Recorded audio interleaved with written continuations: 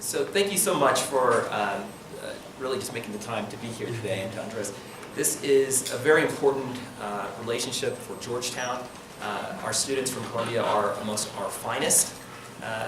Certainly for me, as the director of the Institute of International Economic Law, it's also very important to have and to continue our school's relationship with different universities in the region, but as well as with other policymakers. Since the last time I came to give a talk here, I personally become much more involved in policymaking, both in the United States and internationally. And the opportunity to talk to other experts and to learn from you is just invaluable. With that in mind, I did want to just make one quick sort of note about something that we're doing here in the United States, and hopefully we can talk about it a little bit later. Many of the questions that we're going to be dealing with today on financial inclusion are questions of direct relevance to conversations that we have in the United States on capital access, on the financial inclusion of disadvantaged and historically disadvantaged persons, and as it regards to women. Georgetown is spearheading an effort, something called FinTech Week. It's one of the largest in the country, where we this year will be working with the International Monetary Fund and creating a publication with Oxford University Press dealing with these kinds of issues. The focus will be on crypto assets, which is enormous regulatory as well as sort of academic interest. And I think that in light of the efforts here, you all would have a lot to contribute. And I look forward to having that discussion a little bit later with some of the university officials, but also with many of the financial institutions, since all of the major investment banks and financial regulators will be attending that event. With that in mind, my Spanish is very weak compared to what it used to be. I used to actually speak pretty decent Spanish, but I've spent a lot more time lately in other countries, and it's atrophied. But with that being said, I did want to at least apologize but in the spirit of a multi-dimensional discussion, I will offer one or two very brief words before I go back to this conversation. Again, thank you, Andres. As he mentioned to you, he estado en 6 países, en 3 continentes en los últimos 9 días. Y no tuvo tiempo para traducir mi discurso. Pero mi discurso está relacionado con los comentarios que acabo de presentar hace 2 días en Brasil con el Financial Stability Board, el foro para reguladores globales. Reconocí que las discusiones realmente no discutían la inclusión financiera. En cambio, discutió el acceso a capital. Los dos no son, sin embargo, siempre lo mismo. Además, la inclusión financiera como un objetivo de política se va afectada por lo que yo llamo un trilema político, a political trilemma. En resumen, argumentamos que cuando los reguladores intentan regular la tecnología fintech, pueden lograr... ¿Cómo? Sí.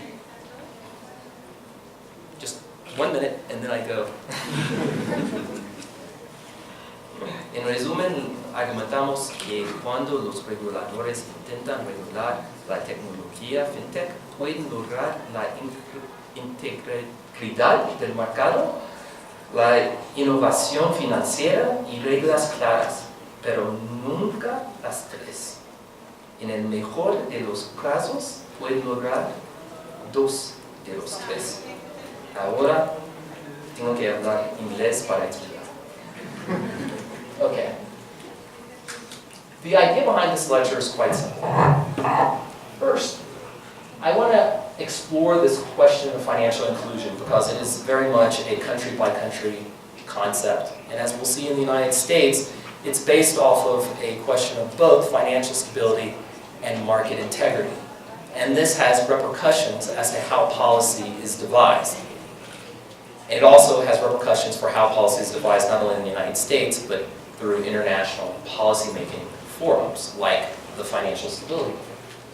What I wanted to discover, financial inclusion has, since its modern incarnation in microfinance, really sought to leverage financial technology. It's not a new idea that by leveraging financial technology, one may be able to deliver financial services more efficiently and in a way so as to lift some historically disadvantaged persons out of poverty. But what does this mean for financial regulation, domestic or otherwise? And it's important because financial inclusion is usually operationalized not through fiscal policy, but instead it's operationalized through financial regulation. And as a result, there can be at times interesting trade-offs, and trade-offs that policymakers as well as market participants must be aware of. The second question is fintech in and of itself. And again, fintech embodies a very large ecosystem of actors. Fintech can involve mobile banking, microfinance, crypto assets. Is fintech inclusive? And what are the major risks for women and people of color? Now, the theory that I introduced, and over at the Financial Stability Board, there was a joke because everybody likes pictures. And more importantly, this triangle is a very popular and familiar play off of a trilemma that economists deal with when it comes to monetary policy. And instead, I'm bringing up a legal trilemma of sorts, which is to say that financial regulation very often attempts to accomplish three goals. On the one hand, we like financial innovation, either, again, for purposes of efficient financial services, or, in this particular instance, for the purpose of financial inclusion. But at the same time, we want market integrity. Certainly, as I'll go through very briefly, the origins of the modern administrative state as pertaining to financial regulation is in the 1930s in U.S. responses to the Great Depression. And so the overarching objective for many financial regulators is to prevent fraud, to prevent financial crises, to ensure a certain quality of integrity in your markets. And the third goal, the goal that's often overlooked but certainly has become more important in jurisdictions with longer regulatory histories, is this idea of rules simplicity and rules clarity. That at the same time of delivering financial innovation, protecting the safety and soundness of markets, regulators want to do this in a way that's as clear as possible. And that clarity has a value for compliance, for the market participants who are operating in a jurisdiction, as well as for the regulators themselves so that they can operationalize their surveillance and their financial innovation in a way that meets their own capacity. Now, my argument and my theory is these are great goals. However, they present a trilemma. At best, at least historically, with the kinds of tools, administrative tools that regulators have used, we're only able to get two of the three. So you can make certain kinds of choices, but you kind of miss out on one or the other. Here's the idea. The idea is that when regulators prioritize market integrity and clear rulemaking, usually they have to do so through broad prohibitions, saying that certain kinds of things are not allowed. And this has this dampening effect on financial innovation. Alternatively, if you say you want to encourage innovation and provide nice, simple rules, you have to ultimately do so in ways that have low-intensity regulatory frameworks that are very simple. But that increases your risk to consumers and market integrity. And then finally, if regulators look to promote innovation and market integrity, they usually have to do so through a highly complex matrix of rules and exemptions, heightening the difficulties for compliance, international coordination, and enforcement. In other words, you lose your rules' clarity. And when you look at the history of financial regulation in the United States, differing cycles of financial regulation in terms of, when you think about financial regulation includes how do you regulate a bank to prevent the bank from failing, to assure the amount of capital adequacy and its balance sheet. Whether or not you should regulate derivatives like credit default swaps that ended up creating problems. It was not the best American export ever. Or when you look at responses to the financial crisis, such as Dodd-Frank, each of these responses make different kinds of choices as to where they seek to be situated in the trilemma. So just to make not to teach you the history of US financial regulations, but if you look at Glass-Steagall, which was a 1930s attempt to prevent the run on the stock market that had occurred in the 1920s, there's some very broad prohibitions about what banks can do. It was a pretty simple act, but it hit financial innovation. On the other hand, there were certain kinds of rules like the Commodities Futures Modernization Act, which allowed credit default swaps not to be regulated, and it was geared entirely towards promoting innovation through simple rules. But of course, by doing so, you lost out on your market integrity, and it ended up wiping out the large US investment banks. And the current regulatory response, embodied in the Dodd-Frank Act, and one would argue in other international rules like Basel III, is to work very hard on market integrity to prevent another run on financial markets, but at the same time leave some space open for some financial innovation. But this has come at a cost to rules simplicity. As I tell my students, the good news is this means jobs for you. If the rules are not clear, you need lawyers.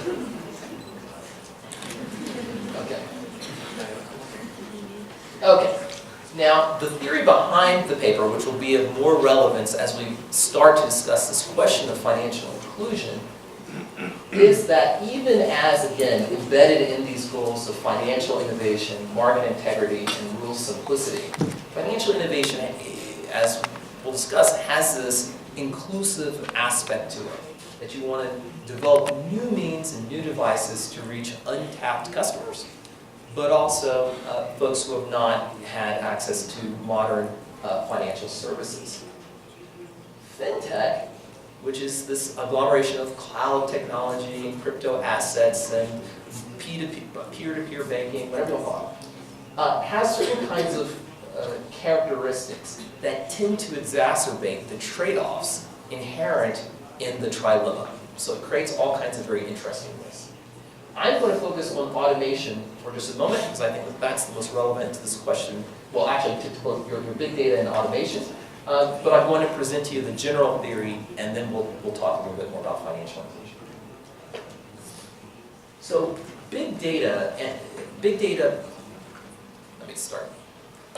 In a word, is the universe of information that is now available via digital infrastructures, okay?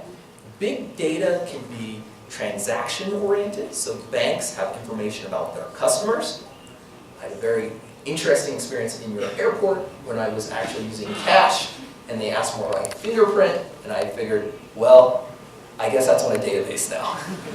They know but the big data is not only about transaction data in terms of the customer-related data that can be generated not just through financial institutions, but also non-bank financial institutions. But ultimately, the internet itself is a decentralized platform for the production of data, all kinds of information that you can find.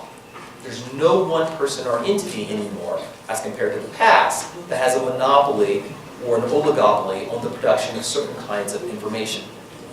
Furthermore, FinTech leverages non-financial information, often for financial purposes. So social media accounts or other kinds of information can be used in trying to access credit histories in the United States or to supplement an analysis of creditworthiness. It's decentralized, and you have things like the blockchain, which are not only producing data, but they allow the organization of data that creates some metadata, so data about data. And that also creates qualitatively the nature of the information that is funneling through financial services. And again, this means that the information that's being created is not just more, but it's different, because there are different kinds of metadata and secondary data not previously accessible. And again, you have all kinds of data from social media to transaction data to satellites that are being funneled.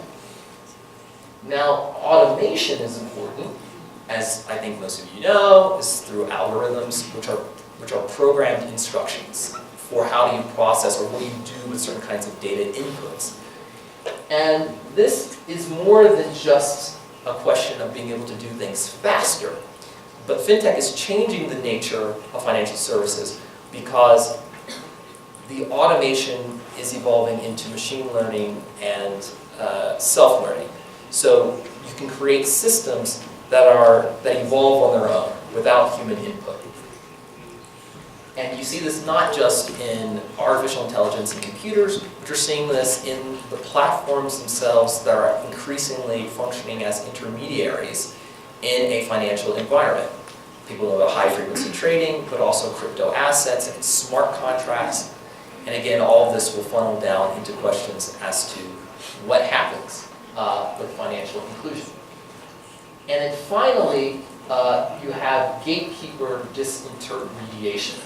This is merely a way of saying, a fancy way of saying that in the past, very often, whenever you had something that was innovative, incumbents, the firms that were already around, could leverage that technology and were often the winners.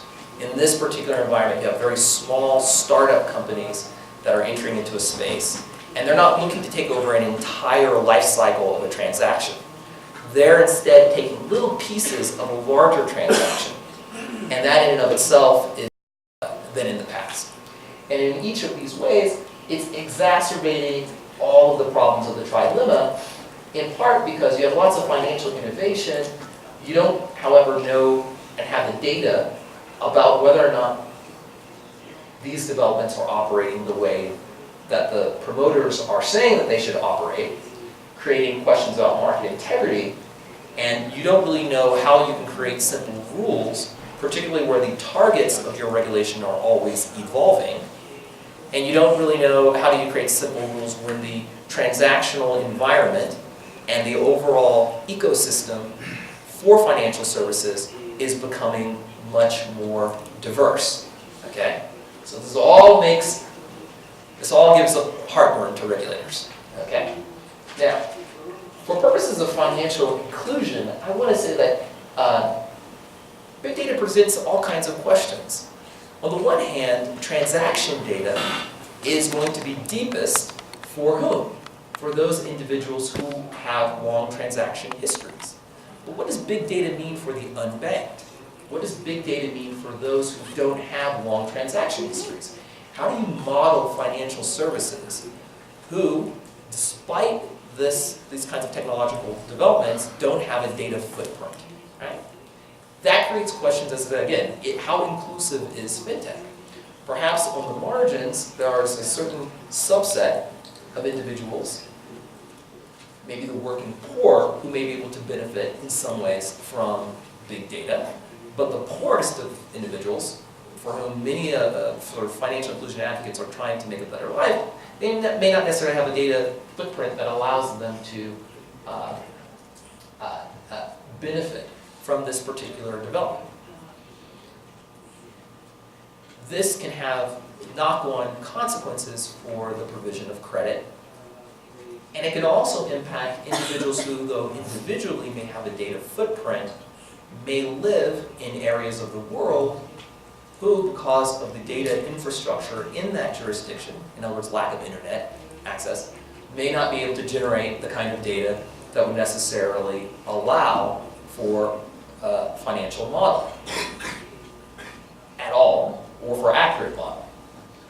Automation makes this more difficult because to the extent to which you have bad information, certainly when you get to the internet and when you talk about the decentralized platform for big data, you get into inaccurate news, fake news, fraudulent news, if that is then compounded as an input into the automated system, you not only end up with risks to financial integrity.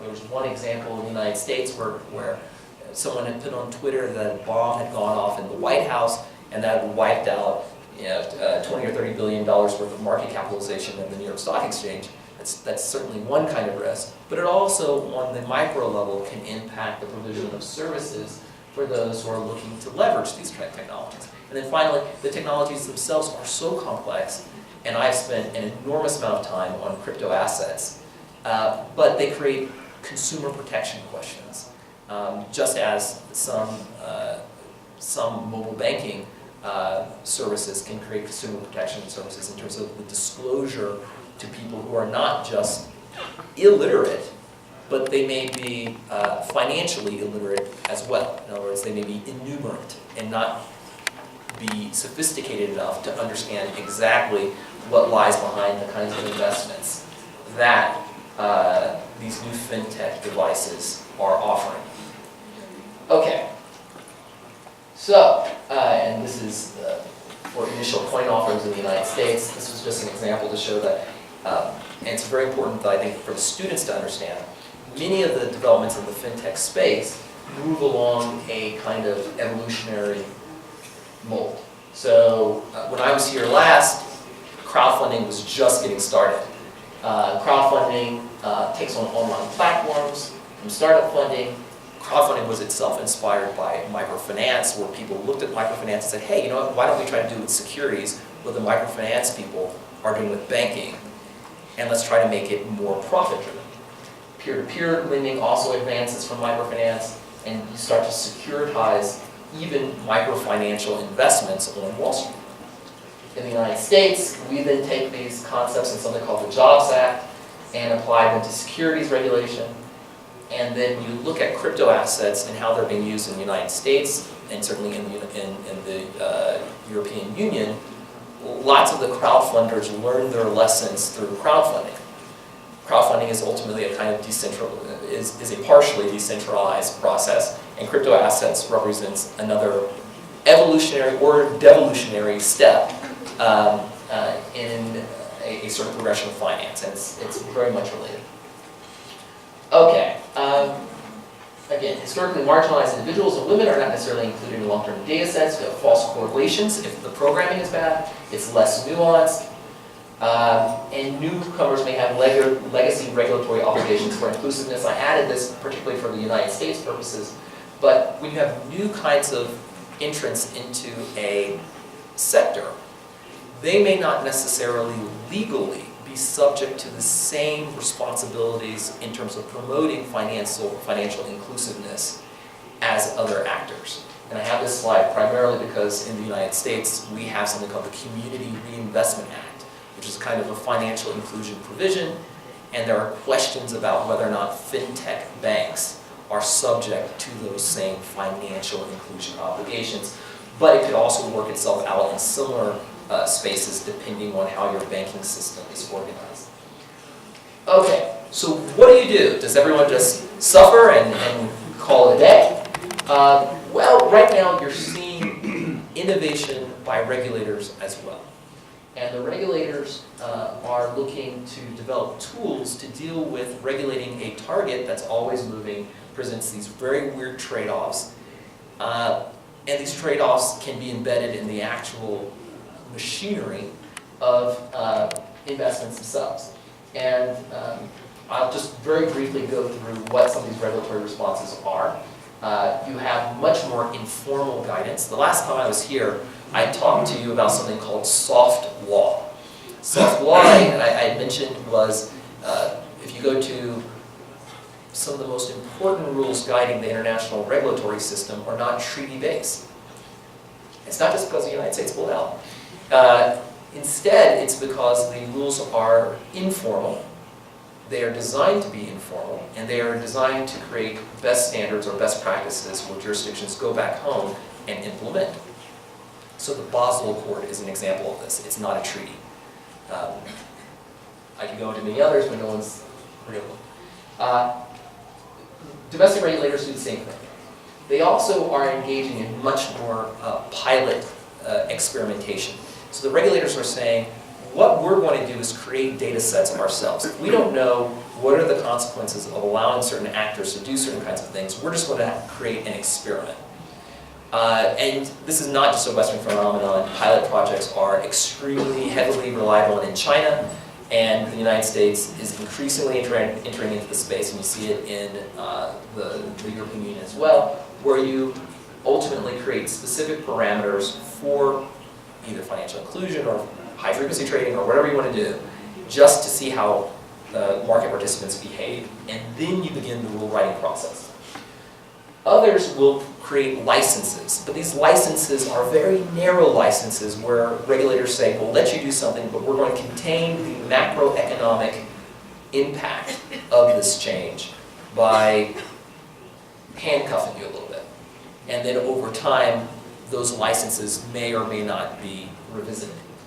And then finally, you have something called regulatory sandboxes. I don't know if you have it here, but I would certainly say it's worth really thinking through. It's very popular, started off with the Financial Conduct Authority in the United Kingdom. But this idea is, we're going to create a sandbox. Children like sand and they play. Financial market participants can be like children. No, they can go and they can play. And we're going to create a pathway for financial institutions to enter into the sandbox. We're going to create a temporary accreditation. And we're going to let them develop new kinds of products. We're going to let them develop these new kinds of products, and whenever they have questions about something, we will designate individuals to talk to them so that the regulatory agencies can learn in real time from the market participants and develop policy from those regulatory sandboxes. It's a reiterative kind of experiment where we give you a little bit more space to play, but under specific guidelines. But unlike pilots, the market participants themselves can sometimes set the parameters. It's not a purely regulatory-driven process. Now, I think it's worthwhile just to recognize, and a point that we make in our paper, and I'll be wrapping up very shortly, internationally, when many of your own regulators go to talk to their international counterparts, and also domestically, certainly in the United States, there's a bit of a debate as to which of these systems are best. Part of the debate, I think, is a legitimate one because it depends on what are the mandates of the regulatory institutions that are entering into the cross-border dialogue, right? So here, if there is a heavier emphasis on financial inclusion, certain kinds of strategies may appear to be much more acceptable. There may be, depending on where you fit along a sort of regulatory and market development perspective, more acceptance of risk or less acceptance of risk. And so this can inform that conversation. But I would always like to remind, and I certainly try to remind my friends in the US government and in at the European Commission, that this is a bit of a false debate because each of these are really lying on a spectrum. And regulatory sandboxes will, for example, include elements of each of these. And instead you have just a little bit more either leeway or flexibility that's being built into the system, as well as more or less ad hoc or post hoc rulemaking. But it's a question really about the spectrum and not about the regulatory strategy itself.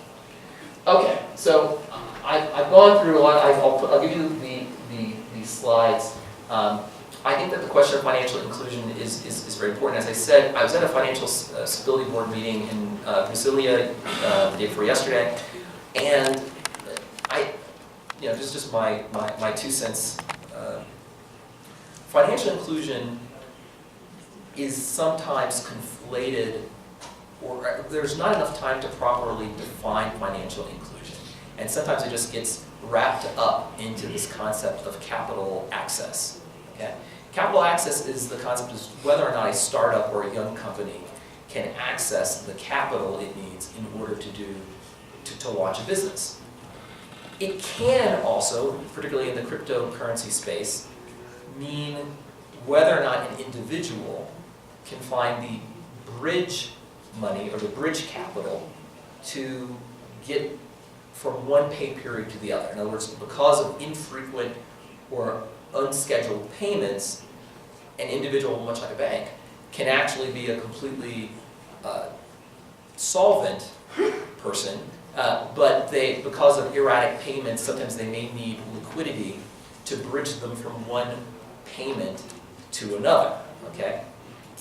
But financial inclusion is broader than just capital access, and certainly broader than just this question of capital fundraising, which is what the ICO debate is increasingly boiling down into. Either a debate there or a debate as to whether or not a central bank can issue its own digital currency. Financial inclusion can include, and I think conversations on fintech should include questions of microfinance, but also microinsurance. You have to think through